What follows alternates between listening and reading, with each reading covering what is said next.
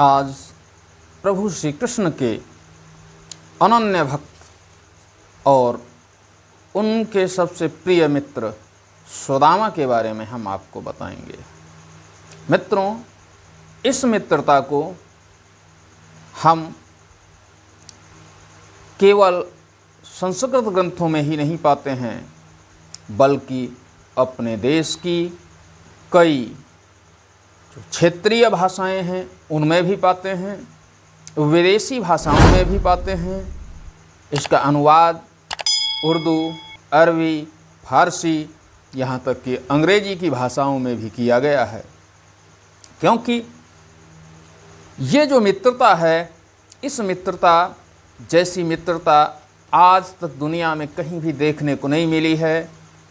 ये मित्रता एक चक्रवर्ती सम्राट के साथ एक अत्यंत ही गरीब ब्राह्मण की है, जिसके घर में पूर्णतः दरिद्रता का वास है, और दूसरा उसका मित्र है जो ईश्वर है, जगत नियंता है, जगदाधार है।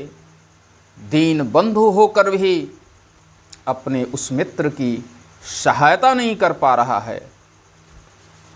आज हम उसके बारे में बताएंगे। एक दिन की बात है, प्रभु श्री कृष्ण संध्या के समय में ही योग मुद्रा में बैठे हुए हैं, और योग मुद्रा में बैठे बैठे वह बांसुरी बजाने लगते हैं। बांसुरी बजाते बजाते समय बीतता जा रहा है, और उनकी बांसुरी की जो धुन है वह अत्यंत ही करुण होती चली जा रही है। उनकी उस करुण ध्वनि को सुनकर उनकी जो पटरानी हैं रुक्मिणी जी जाग जाती हैं, और वह उठकर प्रभु श्री कृष्ण के पास आती हैं और उनसे पूछती हैं कि हे प्रभु, आज आप कुछ ज़्यादा ही भाव विह्वल दिख रहे हैं, और आपके इस भाव विह्वल होने का मैं कारण जानना चाहती हूँ, क्योंकि आपकी जो बांसुरी की धुन है वह भी आज अत्यंत ही करुण होती जा रही है। आखिर कारण क्या है? ये जो दुखित मन प्रदर्शित हो रहा है, उसका कारण क्या है? आप तो जगत नियंता हैं, जगदाधार हैं। इस ब्रह्मांड की कोई भी वस्तु आपके आदेश के बिना कुछ भी नहीं कर सकती है, फिर भी आज आप भाव विह्वल क्यों हो रहे हैं? तब प्रभु श्री कृष्ण जी अपनी पत्नी रुक्मिणी जी को, जो स्वयं माता लक्ष्मी की अवतार हैं, उनसे बताते हैं, और वह कहते हैं कि हे रुक्मिणी, मैं वास्तव में आज अत्यंत दुखित हूँ, क्योंकि मैं चाह कर भी कुछ कर नहीं पा रहा हूँ।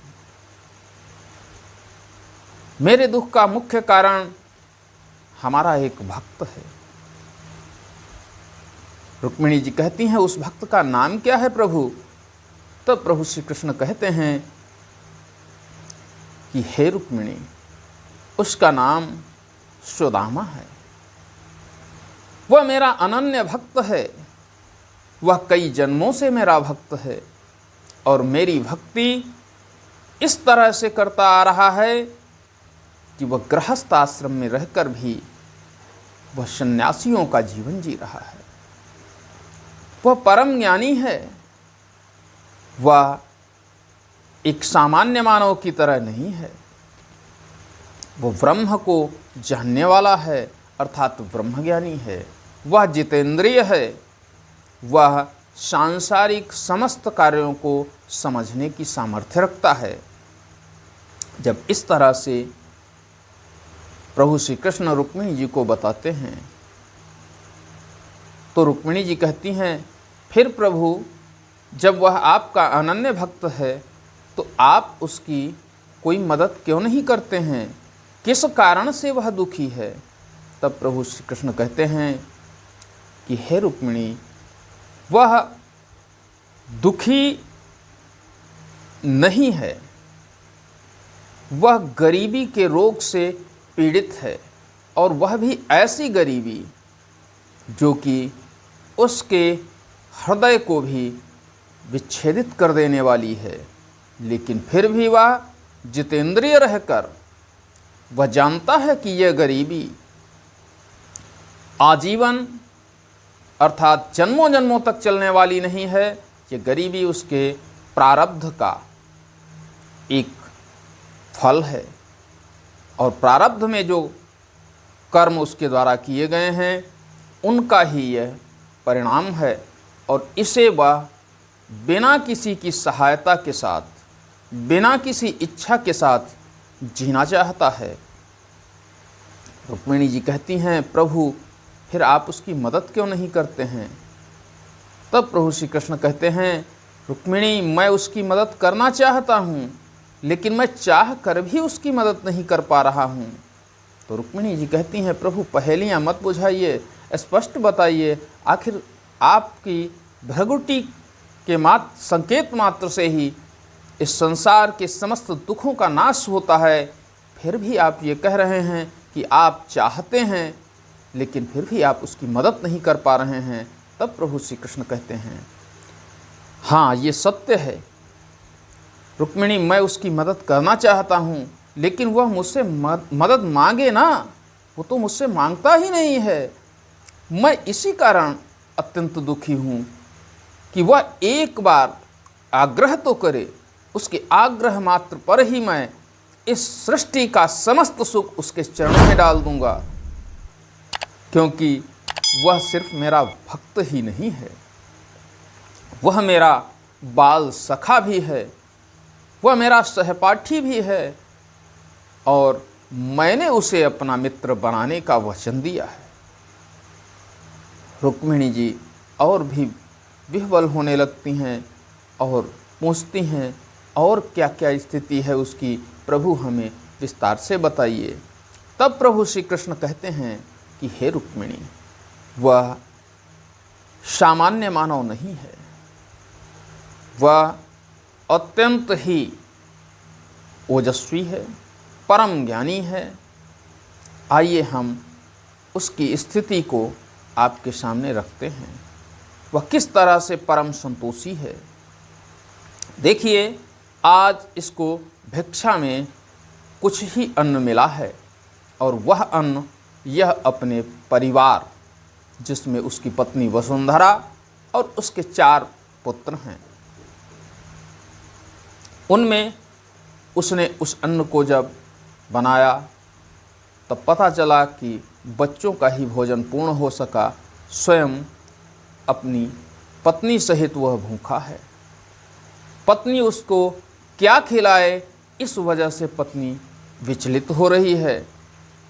लेकिन सुदामा इस अर्धरात्रि के समय में भी मेरा लगातार जाप कर रहा है, मेरे नाम का संकीर्तन कर रहा है।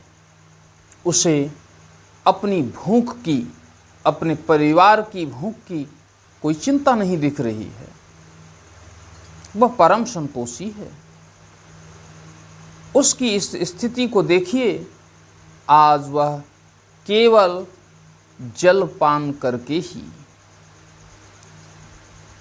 अपनी भूख को, अपनी क्षुधा को शांत कर रहा है। लक्ष्मी जी रूपी रुक्मिणी जी जब उसकी इस दशा को देखती हैं तो वह एक बार पुनः विचलित होने लगती हैं। कोई भी अपने भक्त की इस दशा को देखकर विचलित हो सकता है, अपने प्रियजन की, और फिर प्रभु श्री कृष्ण तो ईश्वर हैं। ईश्वर तो प्रत्येक भक्त की एक एक स्थिति को देखकर जहाँ प्रसन्न होता है, दुखित होता है, वह उसकी स्थितियों पर नज़र रखता है, उसको जो कुछ देने वाला होता है वह अवश्य देता है, लेकिन तभी देता है जब वह चाहता है कि उसे ये मिले। हम लोग ईश्वर से कामना करते हैं, लेकिन हम यह भूल जाते हैं कि हमें अपने जीवन में क्या करना चाहिए। हम सीधे जाते हैं मंदिर में, प्रसाद क्या चढ़ा देते हैं, तुरंत ही ईश्वर से सब कुछ मांग लेते हैं। आज सुदामा की स्थिति यह है कि वह सब कुछ कर रहा है, ईश्वर के लिए अपना सब कुछ न्यौछावर कर रहा है, ईश्वर के लिए पूरा जीवन उसने दे दिया, लेकिन वो ईश्वर से कुछ मांग नहीं रहा है। प्रभु श्री कृष्ण रुक्मिणी जी से कहते हैं कि हे रुक्मिणी, ये तो एक सामान्य स्थिति है, अभी आगे देखिए क्या स्थिति आती है। अगले दिन की वही स्थिति होती है। रात्रि के पहर में सुदामा अपने जो फटे हुए वस्त्र थे उनको सिलने का प्रयत्न कर रहे हैं रात्रि के समय, और तभी उनको दिख जाता है कि उनकी पत्नी की जो धोती है वह भी, जिससे साड़ी वह फट चुकी है, तो वह उसको भी सिलने लगते हैं। जब वह सुन रहे होते हैं तभी पत्नी जाग जाती है और उनके हाथ से वह सुई और धागा ले लेती है और कहती है कि हे स्वामी, आप ये क्या कर रहे हैं? आप मेरी सेवा करके मुझे नरक में क्यों जाने दे रहे हैं? तब सुदामा उसे बताते हैं कि आप मेरी पत्नी हैं, आपको जिस तरह से मेरी सेवा करने का अधिकार है, उसी तरह से आपकी संपूर्ण सेवा करने का मुझे भी अधिकार है। और जब भी ऐसी स्थिति होगी, मैं आपकी संपूर्ण सेवा करूंगा, क्योंकि ये एक पति का धर्म होता है कि वह अपनी पत्नी की भी पूरे मनोयोग से सेवा करे, क्योंकि वह उसकी अर्धांगिनी होती है। तब उनकी पत्नी वसुंधरा कहती हैं कि हे स्वामी, जब मुझे ऐसी आवश्यकता पड़ेगी तो आपका यह भाव मेरे लिए अत्यंत ही प्रेरणा स्रोत होगा, लेकिन अभी मेरे शरीर में इतनी सामर्थ्य है कि मैं अपनी और आपकी और अपने परिवार की सेवा कर सकती हूँ। तो इस समय आप मेरी सेवा करके मुझे पाप भागिनी न बनने दें। सुदामा वहाँ से जाकर अपने बिस्तर पर पुनः श्री कृष्णा का जाप करते हुए सो जाते हैं। अगले दिन की स्थिति होती है, भिक्षा मांगने जाते हैं, क्योंकि सुदामा जी का एक नियम था और एक ब्राह्मण का यही नियम होता है कि वह अपने ज्ञान से समस्त जगत में प्रकाश फैलाए और भिक्षा के लिए वह केवल 5 घरों में ही भिक्षा मांगे, छठे घर में वो भिक्षा नहीं मांग सकता है। हम आज के दौर में देखते हैं कि एक व्यक्ति एक एक दिन में 10-10 अनुष्ठान करवाता है। वह अपनी मांग रखता है कि इस अनुष्ठान का मुझे इतना चाहिए, और करे भी क्यों ना, क्योंकि उसकी जीविकोपार्जन का वही तो एक साधन है। उसका यजमान आज उस तरह का नहीं रह गया है जो यजमान समझे कि इसके पास भी जो इसका परिवार है उसका भी भरण पोषण इसे करना है। जहाँ यजमान चाहता है कि कम से कम पैसे में ही, कम से कम खर्च में ही हमारे सारे अनुष्ठान पूरे हो जाएं, तो वहीं पर एक ब्राह्मण ये चाहता है कि एक दिन में ज़्यादा से ज़्यादा अनुष्ठान करके हम ज़्यादा से ज़्यादा धन कमा सकें। तो आप धन ही कमा सकते हैं, आप ईश्वर के चरणों में अपनी भक्ति को समर्पित नहीं कर सकते हैं, ईश्वर के चरणों में स्वयं को समर्पित नहीं कर सकते हैं, आप ईश्वर के उस अनुराग को नहीं प्राप्त कर सकते हैं जिसके लिए देवता भी तरसते हैं। मित्रों, सुदामा 5 घरों में भिक्षा मांगने जाते हैं, 4 घरों में भिक्षा नहीं मिलती है, एक घर में ही उनको भिक्षा मिलती है, वह भी थोड़ी सी मिलती है। और जब वह भिक्षा मांग ही रहे होते हैं तभी उनका एक मित्र होता है जिसका नाम होता है चक्रधर। चक्रधर एक पालकी में आता है और पालकी को कई जो कहार हैं वो ढो रहे होते हैं, अर्थात कई जो सेवक हैं उसके। तो जब वो सेवक उसको लेकर जा रहे होते हैं तभी वो सुदामा को देखता है। जो ही उसकी दृष्टि सुदामा पर पड़ती है वो अपने सेवकों से कहता है कि पालकी रोकिए। पालकी रुक जाती है और वो सुदामा की तरफ देखकर कहते हैं, हे सुदामा, हे मेरे मित्र, तुम्हारी ये क्या दीन दशा है? इस दशा में तुम कैसे अपने परिवार का जीवन यापन करोगे? कैसे किस तरह से परिवार का भरण पोषण कर पाओगे? सुदामा उसकी तरफ देखते हुए कहते हैं कि हे मित्र चक्रधर, आज मैं अत्यंत प्रसन्न हूँ क्योंकि मुझे मेरे मित्र के दर्शन हो गए। ये मेरा सौभाग्य है। आइए आप मेरे साथ मेरी कुटिया में चलिए। तब चक्रधर कहता है कि नहीं सुदामा, आज तो मैं बहुत ही जल्दी में हूँ, मुझे राजा के दरबार में जाना है और आप तो मुझसे कहीं ज़्यादा योग्य हैं। क्यों नहीं मेरी तरह आचरण करते हैं? आप भी राजा के दरबार में चलें, उसके गुणों की प्रशंसा करें और राजा आपको इस जो चावल आप मांग रहे हैं, ये आटा मांग रहे हैं, उसकी जगह पर आपको हीरे जवाहरात असरफियाँ इत्यादि देगा, जिससे कि आपके परिवार का भी श्रेष्ठतम भरण पोषण होगा और आप भी मेरी तरह पालकी में घूमेंगे, राजसी वस्त्रों को धारण करेंगे। तब सुदामा कहते हैं कि हे मित्र, इसका मतलब है कि आप दूसरे की बड़ाई कर रहे हैं, चापलूसी कर रहे हैं, आप उसके जो गुण नहीं हैं उनका बखान कर रहे हैं। अरे मैं दूसरे का क्या बखान करूं जब मेरे लिए मेरा ईश्वर से बड़ा कोई नहीं है। जो गुण ईश्वर के अंदर हैं वो एक सामान्य राजा के अंदर कभी हो ही नहीं सकते हैं। मैं किसी की झूठी प्रशंसा कैसे कर सकता हूँ? ये एक ब्राह्मण का कार्य नहीं है, बल्कि ये कार्य तो चारण और भाट किया करते हैं। इस बात को सुनकर चक्रधर अंदर ही अंदर थोड़ा सा रुष्ट होता है, लेकिन वो चाहता है कि सुदामा को जरूर ले जाए। और उस दिन तो वो पालकी को लेकर चला जाता है और सुदामा अपने घर की तरफ आते हैं। जब घर की तरफ आते हैं तब उनको भिक्षा फिर से उतनी नहीं मिल पा रही है, क्योंकि एक घर में ही भिक्षा मिली है। जैसे कैसे भी उनके बच्चे भोजन कर लेते हैं, वह भी अल्प मात्रा में ही। अब सुदामा और उनकी पत्नी एक बार फिर भूखी हैं। ऐसी अवस्था में न सुदामा कुछ कर पा रहे हैं, न ही उनकी पत्नी।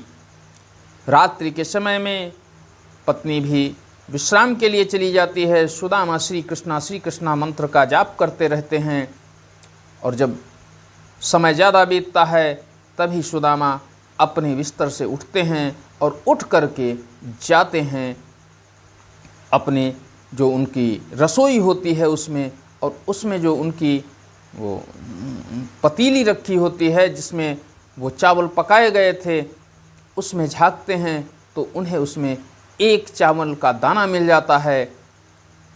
एक चावल का दाना मिलते ही सुदामा का चेहरा अत्यंत ही खिल जाता है।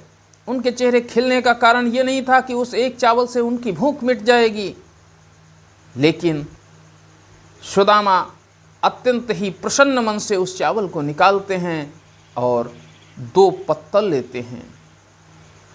एक पर आधा चावल रखते हैं और दूसरे पर आधा चावल रखते हैं और दोनों को लेकर के वहाँ से उठते हैं और आधा चावल का जो पत्तल होता है वह अपनी पत्नी के पास रख देते हैं। पत्नी केवल आंखें बंद किए हुए थी, उनको सुदामा की इस सारी क्रियाओं का भान हो रहा था, एहसास हो रहा था। सुदामा अपने हिस्से का जो चावल होता है उसको लेकर प्रभु श्री कृष्ण का भोग लगाने के लिए जाते हैं।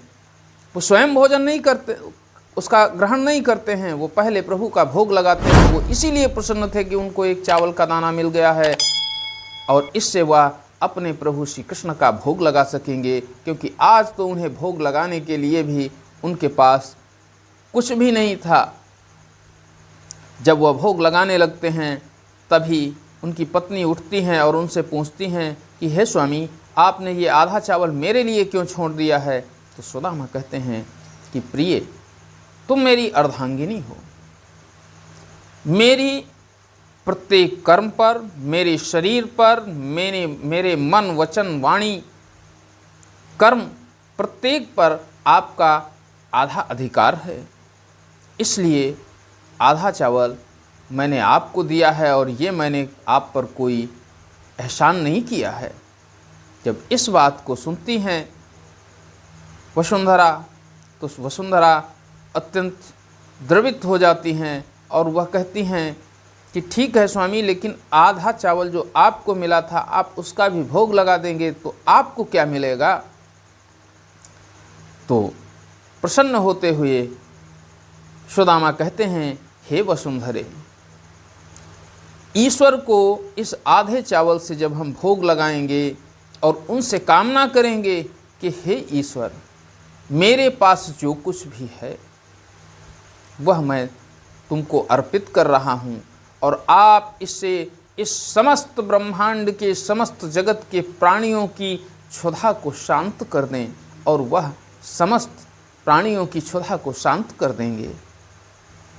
जब इस तरह की स्थिति को देखती हैं वसुंधरा तो वह उठ पड़ती हैं और आधा चावल लेकर सुदामा के पास ही प्रभु श्री कृष्ण की मूर्ति के पास आ जाती हैं और कहती हैं कि हे स्वामी, हम इस आधे चावल से उनका भोग लगाएंगे, उनके लिए तो 56 भोग खिलाए जाते हैं, व्यक्ति उनको 56 भोग अर्पित करता है। तब सुदामा कहते हैं कि हे प्रिय, ये 56 भोग और आधा चावल का विषय नहीं है, विषय है हमारा भाव कैसा है। हमारे पास जो कुछ भी है मैं उसे अर्पित कर रहा हूँ, और जो 56 भोग प्रभु का भोग लगाते हैं उनके पास उससे भी कहीं ज़्यादा कुछ होता है, तब वह लगा सकते हैं। हमारे पास हमारा ये आधा चावल ही हमारे लिए 56 भोग है, इसलिए मुझे आशा है कि प्रभु इसको अवश्य स्वीकार करेंगे। तब वसुंधरा भी उनके साथ आती हैं और कहती हैं कि प्रभु, मैं भी अपने आधे चावल का भोग लगाऊंगी, जिससे कि समस्त जगत का कल्याण होगा। जब उन दोनों की इस वार्ता को प्रभु श्री कृष्ण और रुक्मिणी जी सुन रहे होते हैं तो वह अपने नेत्रों के अश्रु नहीं रोक पाते हैं और अत्यंत ही विह्वल होते हुए एक दूसरे को मात्र देखते भर रह जाते हैं। इधर सुदामा और उनकी पत्नी वसुंधरा दोनों प्रभु श्री कृष्ण का भोग लगाते हैं और अपना अपना आधा आधा चावल प्रभु श्री कृष्ण के चरणों में अर्पित करते हैं। इधर उनका अर्पण होता है, उधर प्रभु श्री कृष्ण के हाथ में दोनों ही चावल के टुकड़े पहुंच जाते हैं और आधा टुकड़ा माता रुक्मिणी को देते हुए प्रभु श्री कृष्ण कहते हैं कि हे प्रिय, ये आपका हिस्सा भी आ गया है, आप भी इसे ग्रहण करें।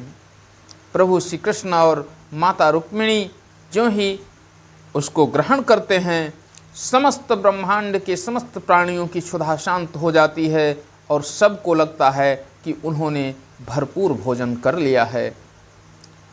जब ये स्थिति हो रही है तभी रुक्मिणी जी प्रभु श्री कृष्ण से कहते हैं कि हे प्रभु, आप इनकी मदद क्यों नहीं कर रहे हैं, अब तो मदद कर दीजिए। तो प्रभु कहते हैं कि जब तक भक्त मुझसे कुछ मांगता नहीं है तब तक मैं उसकी मदद नहीं कर सकता हूँ, मैं उसकी सहायता नहीं कर सकता हूँ। लेकिन हाँ, मैं भयभीत हूँ सुदामा से। रुक्मिणी जी कहती हैं, आप भयभीत हैं, आप ही इस जगत के पालक हैं, फिर भी आप भयभीत हैं, कारण क्या है? तो कहते हैं, भयभीत इसलिए हूँ कि ऐसा न हो मुझे विधि का विधान तोड़कर सुदामा के पास जाना पड़े और ये अनुचित कार्य होगा। सुदामा की भक्ति मुझे अपनी ओर आकर्षित कर रही है, मुझे लग रहा है कि विधि का विधान आज नहीं तो कल मेरे हाथों से टूटने ही वाला है। रुक्मिणी जी कहती हैं कि प्रभु, मेरी भी इच्छा यही है कि मैं सुदामा की मदद करूं, लेकिन आपकी इच्छा के विरुद्ध मैं कुछ भी नहीं कर सकती हूं। ये भाव है एक पत्नी का एक पति के प्रति, एक दासी का एक स्वामी के प्रति, एक दास का अपने मालिक के प्रति किस तरह से भाव होना चाहिए इसमें प्रदर्शित होता है। क्योंकि परिवार में जो मुखिया होता है, हमें उसकी सलाह अवश्य लेनी चाहिए। यदि उसकी आज्ञा नहीं लेते हैं, हम अपने मन से अपने कार्य करने लगते हैं, अपने निर्णय लेने लगते हैं, तो वह हमारे निर्णय सर्वथा अनुचित ही होते हैं।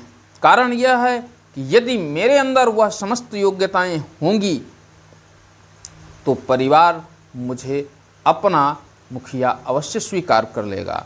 हमें उनके सामने अपनी बात रखनी चाहिए, लेकिन जो घर में सबसे बड़ा होता है उससे परामर्श के बिना हमें कोई भी कार्य नहीं करना चाहिए। और यही स्थिति आज रुक्मिणी जी की है। प्रभु श्री कृष्ण की जो इच्छा है उसके विरुद्ध वह कोई भी कार्य नहीं कर सकती हैं। इधर मित्रों, अगला दिन जब आता है तो सुदामा के यहाँ उनका वही मित्र, जिस मित्र का नाम चक्रधर था, जो एक राजा के दरबार में चारण का काम कर रहा था और स्वयं को ब्राह्मण बता रहा था, वो आता है। उसके आते ही सुदामा और उनकी पत्नी वसुंधरा उसका स्वागत करते हैं और उसको बुलाकर अपनी उसी टूटी फूटी चारपाई पर बैठाते हैं। बैठते हुए वो कहता है कि हे भाभी, मैं इनसे बार बार कह चुका हूँ कि ये तो मुझसे योग्य हैं। मैं एक राजा के दरबार में हूँ, जहाँ पर मैं सिर्फ राजा के गुणों का बखान करते ही एक कविता पढ़ता हूँ, त्यों ही मुझे असरफियों से भरी हुई थैलियाँ प्राप्त हो जाती हैं, स्वर्ण मुद्राएँ प्राप्त हो जाती हैं, और ये तो मुझसे ज्ञानी हैं, मुझसे ज़्यादा प्रकांड विद्वान हैं, और यदि यह भी दरबार में चलें तो इन्हें भी असरफियाँ मिलेंगी। और आज जिस दरिद्रता के रूप में ये जीवन आप सब जी रहे हैं, उससे कुछ क्षण के अंदर ही हमें मुक्ति मिल सकती है। जब ऐसी स्थिति या ऐसे वचन सुनती हैं वसुंधरा, तो देखिए, पत्नी पति से विमुख नहीं होती है, लेकिन गरीबी व्यक्ति को तोड़ देती है। प्रभु श्री कृष्ण कहते हैं कि इस संसार में गरीबी से ज़्यादा दुख देने वाला कुछ भी नहीं है, कुछ भी इससे कष्टकर नहीं है, क्योंकि इसमें एक सूरवीर भी टूट जाता है। राणा प्रताप का उदाहरण आपने इस समय में भी सुना होगा। घास की रोटियां उन्होंने खाई, लेकिन इसलिए घास की रोटियां खाई क्योंकि वह मातृभूमि के लिए दृढ़ संकल्पित थे।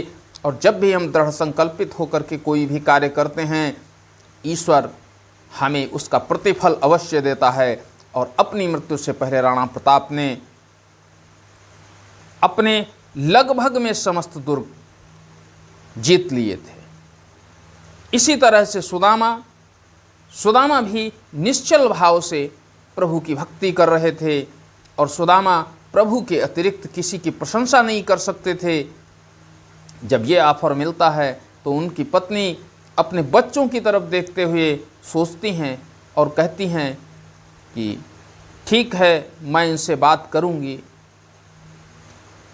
तो चक्रधर कहता है कि भाभी, आप इन्हें भेजिए, यदि ये जाएंगे आप ही इनकी मदद कर सकती हैं, मेरी मदद कर सकती हैं, अपने परिवार को गरीबी से मुक्त कर सकती हैं, आप इसमें मेरी मदद करें, अगले दिन इन्हें आप मेरे साथ भेजें। इधर वसुंधरा सोचते सोचते चक्रधर को वचन दे देती है कि मैं अपने पति को कल के लिए तैयार करूंगी। ज्यों ही ये वचन वसुंधरा देती है, सुदामा आश्चर्यचकित हो जाते हैं, क्योंकि सुदामा को अपनी पत्नी से यह आशा नहीं थी। वो नहीं चाहते थे कि वह किसी भी राजा के दरबार में जाएं और वहाँ चारण का काम करें, लेकिन पत्नी के द्वारा दिए हुए वचन का भी तो पालन करना है, क्योंकि वह उनकी धर्म पत्नी है। अब सुदामा अगले दिन पत्नी के बार बार कहने पर उसके आग्रह को ठुकरा नहीं पाते हैं और उस राजा के दरबार में जाने को तत्पर हो जाते हैं। इधर ये जो चक्रधर था वो सुबह आ जाता है और सुदामा को लेकर के राजा के दरबार में पहुंचता है।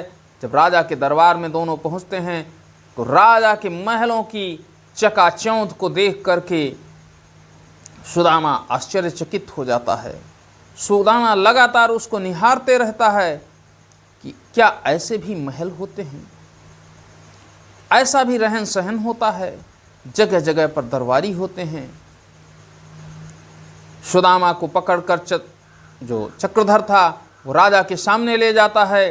सुदामा जाने से बचने का प्रयत्न करते हैं, लेकिन चक्रधर उनको राजा के सामने प्रस्तुत ही कर देता है। जब राजा के सामने प्रस्तुत कर देता है तो राजा के सामने पहुंचकर राजा की दशा को देखकर सुदामा अत्यंत ही परेशान हो जाते हैं।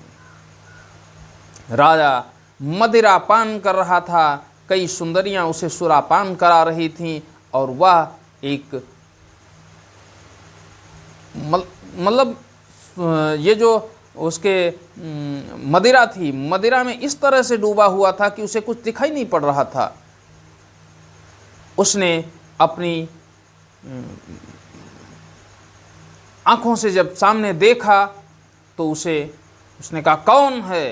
तो चक्रधर ने कहा, महाराज मैं चक्रधर आपका सेवक। तो राजा ने कहा, ये दूसरा कौन है? दो चक्रधर कैसे? तब चक्रधर कहता है कि राजन, ये दो चक्रधर नहीं हैं, ये दूसरा मेरा मित्र सुदामा है, या अत्यंत योग्य है, या मुझसे भी अच्छी कविता कहने में सक्षम है। तो राजा कहते हैं सुदामा, और उसके सुदामा नाम का ही परिहास करने लगते हैं। लेकिन तुरंत ही वह अपने भाव को बदलता है और चक्रधर से कहता है कि चक्रधर सही समय पर आए, सुनाइए सुनाइए क्या लिखा है तुमने कविता में। चक्रधर उसकी प्रशंसा में ऐसी ऐसी बातें कहता है जैसे उससे कहता है, आप समस्त भूमि के स्वामी हैं, आप जगत नियंता हैं। अरे उसे ईश्वर बना देता है। सुदामा उसकी इस बड़ाई को सुन करके अत्यंत ही अंदर दुखी होते हैं और एक भी शब्द नहीं बोल पाते हैं। राजा उसकी इस प्रशंसा से अत्यंत प्रसन्न होता है और प्रसन्न होकर के उसको 2 थैली असरफियाँ प्रदान करता है।